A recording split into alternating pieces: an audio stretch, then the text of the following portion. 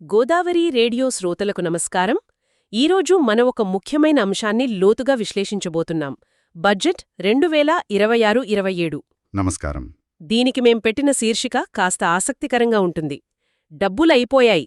ఆ శీర్షిక వెనుక చాలా పెద్ద కథే ఉంది. అవును. ఈ విశ్లేషణకు ఆధారం ప్రముఖ డాటా అనలిస్ట్ అజయ్ ప్రకాష్ గారి YouTube channel What Does This Data సేలోని తాజా ఎపిసోడ్. దీనికి తెలుగు స్క్రిప్ట్ అందించింది పెద్దాడ నవీన్. అవును, ఈ బడ్జెట్ ప్రసంగం విన్న తర్వాత చాలామందికి కలిగిన అనుభూతి ఇదే. ప్రసంగంలో 2031-2047 నాటి లక్ష్యాలు, సుదూర భవిష్యత్ ప్రణాళికల గురించి చాలా గొప్పగా చెప్పారు. కాని ఈ ఏడాది ఏం చేయబోతున్నారు, ఏ రంగానికి ఎంత కేటాయించారు అనే విషయాలపై మాత్రం పెద్దగా స్పష్టత లేదు. సరిగ్గా అదే. అక్కడే అజయ్ ప్రకాష్ తన విశ్లేషణను ప్రారంభిస్తారు. ఆయన వాదన ప్రకారం ప్రభుత్వం దగ్గర నిధుల కొరత తీవ్రంగా ఉంది. ఈ కఠినమైన నిజాన్ని దాచిపెట్టడానికే అందరి దృష్టిని వర్తమానం నుండి భవిష్యత్తు వైపు మళ్లిస్తున్నారంటారా? ఆయన వాదన అదే. అసలు ప్రశ్న ఏంటంటే, ఈ బడ్జెట్ నిజంగా దేశాభివృద్ధికి బాటలు వేస్తోందా, లేక కేవలం కొన్ని తక్షణ రాజకీయ అవసరాలను తీర్చి కొంత సమయం గడపడానికి మాత్రమే ఉపయోగపడుతుందా? సరే, ఈరోజు మనం కేవలం అధికారిక లెక్కల ఆధారంగానే ఈ విషయాన్ని పరిశీలిద్దాం. తప్పకుండా. మొదటగా బడ్జెట్ను అజయ్ ప్రకాష్ మౌనంతో కూడిన ప్రక్రియ అన్నారు. అంటే చెప్పాల్సినవి చెప్పలేదని. ఉదాహరణకు ఆరోగ్యం, విద్య, ఉద్యోగాల కల్పన, వీటిపై స్పష్టమైన అంకెలు లేవు. అంతా దీర్ఘకాలిక ప్రణాళికల గురించే ప్రస్తావన. ఇక్కడే అసలు విషయం మొదలవుతుంది. ప్రభుత్వానికి ఆదాయం వచ్చే అతి ముఖ్యమైన మార్గం పన్నులు. పన్నుల వసూళ్లలో అసలేం జరుగుతోంది? ప్రభుత్వ ఆర్థిక ఆరోగ్యానికి నాడిలాంటివి పన్ను వసూళ్లు. అక్కడే అసలు సమస్య మొదలైంది.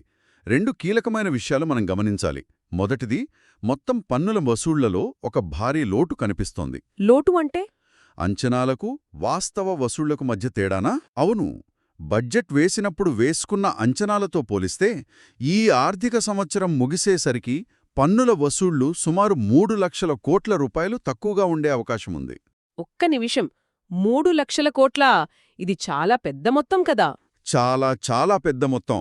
మన దేశంలోని ఒక మధ్యస్థాయి రాష్ట్రం యొక్క వార్షిక బడ్జెట్ కన్నా ఎక్కువ. ఇంత పెద్ద గండి పడితే దాని ప్రభావం మొత్తం ఆర్థిక వ్యవస్థపై పడుతుంది. ఖచ్చితంగా. ఇక రెండో విషయమేంటి? రెండోది ఆదాయపు పన్ను, అంటే ఇన్కమ్ ట్యాక్స్. గుర్తుండే ఉంటుంది, 2025-26 ఆర్థిక సంవత్సరంలో ప్రభుత్వం పన్ను రేట్లు తగ్గించింది. అవును, మధ్యతరగతికి ఊరట కల్పించారు. అలా తగ్గించినప్పటికీ ఆర్థిక వ్యవస్థ పుంజుకుంటుందన్న ఆశతో 14.38 లక్షల కోట్లు వసూలవుతాయని అంచనా వేశారు. కానీ వాస్తవానికేం జరిగిందంటే, సవరించిన అంచనాల ప్రకారం కేవలం 13.12 లక్షల కోట్లు మాత్రమే వసూలయ్యేలా ఉన్నాయి. అంటే ప్రభుత్వం ఊహించిన దానికంటే మరో 1.26 లక్షల కోట్ల లోటు ఏర్పడిందన్నమాట. అవును. దీనికన్నా పెద్ద ప్రమాద ఘంటిక జీఎస్టీ వసూళ్లల్లో కనిపిస్తోందని అజయ్ ప్రకాష్ హెచ్చరించారు. ఆ కోణం ఏమిటి? అవును, ఇక్కడున్న అంశం చాలా ఆసక్తికరమైనది, కొంచెం ఆందోళన కలిగించేది కూడా. జీఎస్టీ వసూళ్లలో ఒక రకమైన స్తబ్దత కనిపిస్తోంది. స్తబ్దత? ప్రతీ నెల 1,50,000 కోట్లకు పైగా వసూళ్లవుతున్నాయి కదా? పైకి చూస్తే అలానే కనిపిస్తుంది, కాని లోతుగా పరిశీలిస్తే నవంబర్ 2025 నాటి జీఎస్టీ వసూళ్లు దాదాపు 10 నెలల క్రితం, అంటే జనవరి 2025 నాటి వసూళ్లతో పోలిస్తే నామమాత్రంగానే పెరిగాయి. అంటే వృద్ధినేటు తగ్గిపోయిందంటారా? ఖచ్చితంగా. భారతదేశంలాంటి వేగంగా అభివృద్ధి చెందుతున్న ఆర్థిక వ్యవస్థలో వసూళ్లు ఇలా నెమ్మదించడం ఆందోళన కలిగించే విషయం. ఇది స్థిరత్వం కాదు, స్తబ్దతకు సంకేతం. ఇక్కడ మరో లోతైన కోణం కూడా ఉంది. దేశీయ లావాదేవీలపై వచ్చే జీఎస్టీకి, దిగుమతులపై వచ్చే జీఎస్టీకి మధ్య ఉన్న తేడా. ఈ తేడా మన ఆర్థిక వ్యవస్థ గురించి ఏం చెబుతోంది? సరిగ్గా పట్టుకున్నారు. ఇక్కడే ఆర్థిక వ్యవస్థలోని అస్సలు బలహీనత బయటపడుతుంది. దేశీయ జీఎస్టీ వసూళ్లు బలహీనపడుతున్నాయి. దానికి కారణం? కారణం చాలా స్పష్టం. నిరంతరం పెరుగుతున్న ధరలు, ముఖ్యంగా ఆహార ద్రవ్యోల్బణం, కొన్ని రంగాలలో ఉద్యోగ నష్టాలు, వీటన్నిటి ఫలితంగా ప్రజల కొనుగోలు శక్తి గణనీయంగా తగ్గింది. అంటే ప్రజల దగ్గర ఖర్చు పెట్టడానికి డబ్బులు తగ్గుతున్నాయన్నమాట. అవును. ఉదాహరణకు, పండగ సీజన్లో ప్రజలు కొత్త ఫోన్లు, టీవీలు కొనడం తగ్గించారనుకుందాం. అందుకే దేశంలో తయారైన వస్తువులపై జీఎస్టీ పెద్దగా పెరగలేదు. ఓకే. కాని అదే సమయంలో విదేశాల నుండి దిగుమతి చేసుకున్న వస్తువులపై జీఎస్టీ పెరుగుతోంది. అంటే మన దేశీయ వినియోగం బలహీనంగా ఉన్నా దిగుమతులపై ఆధారపడటం పెరుగుతోంది. ఈ కలయిక ఆర్థికంగా చాలా ప్రమాదకరం. ఆదాయం వైపు కథ ఇది. మరి ఒకవైపు పన్నుల ద్వారా ఖజానాకు డబ్బు తగ్గుతుంటే ప్రభుత్వం తన ఖర్చులను ఎలాగోలా సర్దుబాటు చేసుకోవాలి కదా. అవును, తప్పదు. ఈ లెక్కల సర్దుబాటులో ఏ రంగాలకు ప్రాధాన్యత దక్కింది, ఏ రంగాలను పక్కన పెట్టారు? మొదటగా పెట్రోలియం మంత్రిత్వ శాఖ గురించి మాట్లాడుకుందాం. ఆ కేటాయింపులు ప్రభుత్వ ప్రాధాన్యతల గురించి చాలా స్పష్టంగా చెప్తున్నాయి. దేశంలో ఇంధన ధరలను అదుపులో ఉంచడానికి ఈ మంత్రిత్వ శాఖకు ఏకంగా 37,414 కోట్ల రూపాయలు కేటాయించారు. ఇది గత ఏడాదితో పోలిస్తే ఎంత ఎక్కువ? 41% ఎక్కువ. ఇది చిన్న సర్దుబాటు కాదు, భారీ కేటాయింపు. ఈ కేటాయింపు వెనుక రాజకీయ కారణాలు కూడా ఉన్నాయంటారా? What Does This Data Say channel ప్రకారం దీనికి ప్రధాన కారణం దేశంలో నిరంతరం జరిగే ఎన్నికల వలయం. దాదాపు ప్రతి కొన్ని నెలలకు ఏదో ఒక రాష్ట్రంలో ఎన్నికలు జరుగుతూనే ఉంటాయి. పెట్రోల్ ధరలు ఓటర్ల సెంటిమెంట్ను నేరుగా ప్రభావితం చేస్తాయి కదా. ఖచ్చితంగా. అందుకే అంతర్జాతీయంగా ధరలు పెరిగినా ఆ భారాన్ని ప్రజలపై మోపకుండా ప్రభుత్వమే భరిస్తోంది. ఆర్థికంగా ఇది నష్టదాయకమైన, రాజకీయంగా తప్పనిసరి అయింది. సరే, స్వల్పకాలిక రాజకీయ అవసరాల కోసం పెట్రోలియం శాఖకు నిధులు పెంచారు. మరి ఈ అదనపు డబ్బు ఎక్కడినుంచొచ్చింది? అంటే కొన్ని శాఖల్లో కోతలు విధించే ఉండాలి. ఆ కోతలు ఎక్కడ పడ్డాయి? అవును, ఈ కోతలు విధించిన శాఖల్ను చూస్తే దేశ దీర్ఘకాలిక అభివృద్ధిపై వాటి ప్రభావం ఎలా ఉండబోతోందో అర్థమవుతోంది. కొన్ని ముఖ్యమైన కోతలు చూద్దాం. చెప్పండి. గ్రామీణాభివృద్ధి శాఖకు 16% కోత, గృహ పట్టణ వ్యవహారాల శాఖకు 12% కోత, ఓ జలవనరులు, గంగా పునరుజ్జీవనం లాంటి కీలక ప్రాజెక్టులకు ఏకంగా 20% కోత. 20%?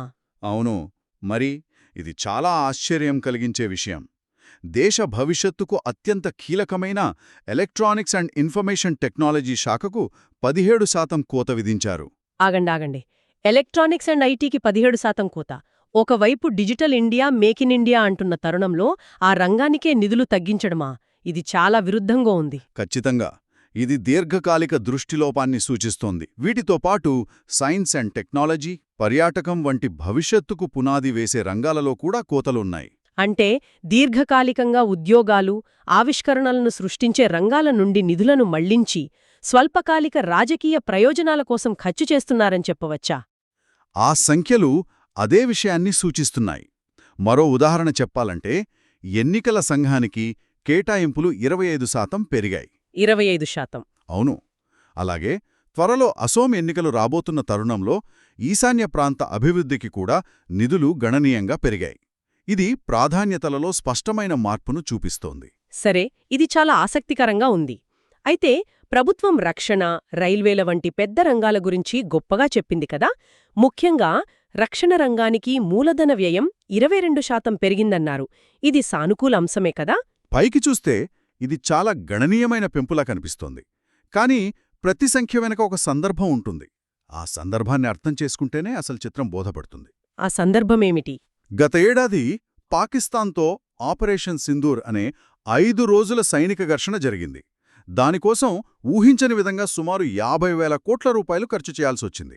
అంటే ఆ ఊహించని ఖర్చు మొత్తం బడ్జెట్ లెక్కలను తలకిందులు చేసిందనమాట. ఖచ్చితంగా. ఆ షాక్ను కప్పికోవడానికి మరియు ద్రవ్యలోటును అదుపులో ఉంచడానికి ప్రభుత్వం అనేక మంత్రిత్వ శాఖలలో మూలధన వ్యయాన్ని తగ్గించింది. కొన్ని కొనుగోళ్లను వాయిదా వేసింది. అర్థమైంది. రక్షణ కొనుగోళ్లనేది మాయమైపోవు, కేవలం వాయిదా పడతాయి. అవును. అప్పుడు వాయిదా వేసిన ఆయుధాల కొనుగోళ్లు, ఇతర అత్యవసర ఖర్చులు ఇప్పుడు తప్పనిసరి అయ్యాయి. ఓకే, ఇప్పుడు స్పష్టంగా అర్థమైంది. అంటే ఇప్పుడు కనిపిస్తున్న ఈ 22% పెంపుదల అనేది కొత్తగా రక్షణ సామర్థ్యాన్ని పెంచడం కంటే ఎక్కువగా గతంలో వాయిదా వేసిన కొనుగోళ్లను పూర్తి చేయడానికి చేస్తున్న క్యాచప్ స్పెండింగ్ అన్నమాట. సరిగ్గా అదే. దీన్ని ఒక విస్తరణగా కాకుండా ఒక తప్పనిసరి ఖర్చుగా, ఒక బకాయి చెల్లింపుగా చూడాలి. అసలు ప్రశ్న, ఈ పెంపు స్థిరమైనదేనా? రైల్వేల విషయంలో కూడా దాదాపు ఇలాంటి కథే నడుస్తోందని అజల్ ప్రకాష్ విశ్లేషించారు. వందే భారత్ రైలు రూపశిల్పి సుధాంశు మణిగారి వ్యాఖ్యలను ఆయన ఉద్ధరించారు. ఆయనేం చెబుతున్నారు? ఇది చాలా ముఖ్యమైన పాయింట్. ఎందుకంటే ఇది వ్యవస్థను నిర్మించిన ఒక నిపుణుడి మాట. సుధాంశుమణి ప్రకారం రైల్వేల ఆర్థిక ఆరోగ్యాన్ని చెప్పే ఆపరేటింగ్ రేషియోను అకౌంటింగ్ టెక్నిక్లతో కృత్రిమంగా తక్కువగా చూపిస్తున్నారు. ఒక్క నిమిషం. ఆపరేటింగ్ రేషియో అంటే ఏమిటి? శ్రోతలకు కొంచెం సులభంగా వివరిస్తారా? తప్పకుండా. ఇది మీ ఇంటి బడ్జెట్ లాంటిది.